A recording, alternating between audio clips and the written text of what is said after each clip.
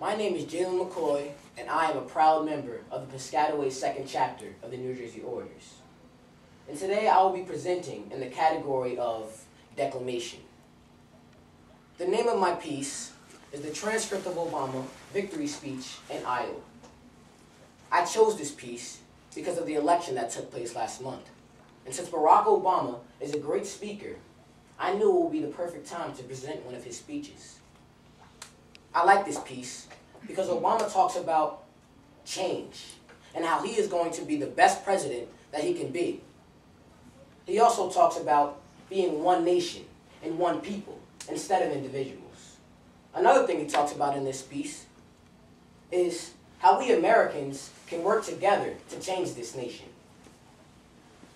Barack Obama, also known as our new president and the first black president of the U.S., gained his first national attention in 2004 by giving a well-rousing keynote speech at the National Democratic Convention. He would soon consider running for president, and in 2008, he gave it a shot. And Barack Obama went through a long, hard-fought-out campaign, which proved to be all successful when on November 4th, 2008, he was set to become the 44th president and the first African-American ever elected that position. That just goes to show that we can do anything. And from now on, can't should no longer be a part of our vocabulary. Because after November 4th, 2008, anything can happen. And now, my piece. Transcript of Obama, Victory Speech in Iowa. You know, they said this day would never come. They said our sights were set too high. They said this country was too divided, too disillusioned to ever come together around the common purpose.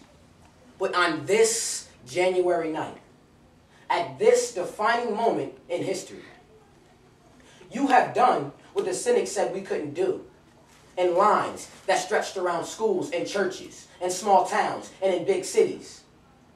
You have come together as Democrats, Republicans, and Independents to stand up and say that we are one nation, and we are one people, and our time for change has come.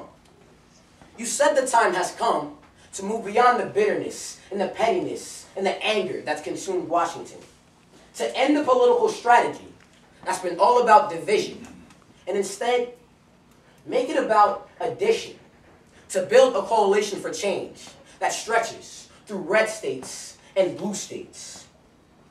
Because that's how we'll win in November. And that's how we'll finally meet the challenges that we face as a nation.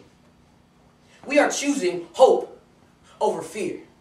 We're choosing unity over division. You said the time has come to tell the lobbyists who think that their money and their influence speak louder than our voices that they don't own this government. We do. And we are here to take it back.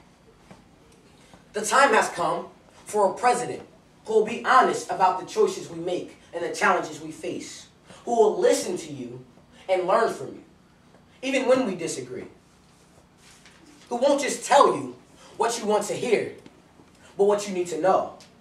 I'll be a president who finally makes healthcare affordable and available to every single American, the same way I expanded healthcare in Illinois, by bringing Democrats and Republicans together to get the job done. I'll be a president who ends the tax breaks on companies that ship our jobs overseas and put a middle-class tax cut into the pockets of every single working American who deserves it. I'll be a president who harnesses the ingenuity of farmers and scientists, entrepreneurs, to free this nation from the tyranny of oil once and for all. And I'll be a president who ends this war in Iraq and finally brings our troops home, who restores the understanding, who understands that 9/11 is not just a way to scare up votes, but a challenge that should unite America and the world against the common threats of the 21st century. Common threats of terrorism and nuclear weapons, climate change and poverty, genocide and disease. I know you didn't do this for me. You did this because you believe so deeply in the most American of ideas that in the face of impossible odds, people who love this country can change it. I know how hard it is. It comes with little sleep, little pay, and a lot of sacrifice. There are days of disappointment. But sometimes, just sometimes, there are nights like this. A night that, years from now, when we've made the changes we believe in, when more families can afford to see a doctor, when our children inherit a planet that's a little cleaner and safer, when the world sees America differently, and America sees itself as a nation, less divided and more united, you'll be able to look back with pride and say, this was the moment when it all began. This was the moment when we finally beat back the policies of fear and doubts and cynicism. The politics where we tear each other down instead of lifting this country up. Years from now, you'll look back and you'll say that this was the moment when America remembered what it means to hope. For many months, we've been teased, even derided, for talking about hope. But we knew that hope is not just blind optimism.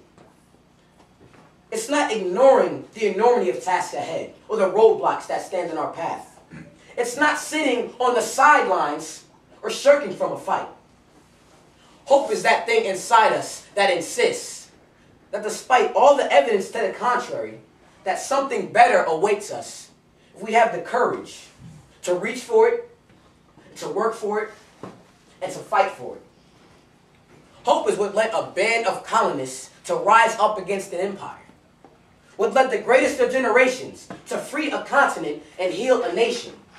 What led young women and young men to sit at lunch counters and brave fire hoses, to march through Selma and Montgomery for freedom's cause. Hope. Hope is what led me here today, with a father from Kenya and a mother from Kansas, in a story that could only happen in the United States of America. Hope is the bedrock of this nation. The belief that our destiny will not be written for us, but by us. By all those men and women who are not content to settle for the world as it is, who have the courage to remake the world as it should be. And I'll conclude by, instead of saying, yes, we can, but yes, we did. Thank you.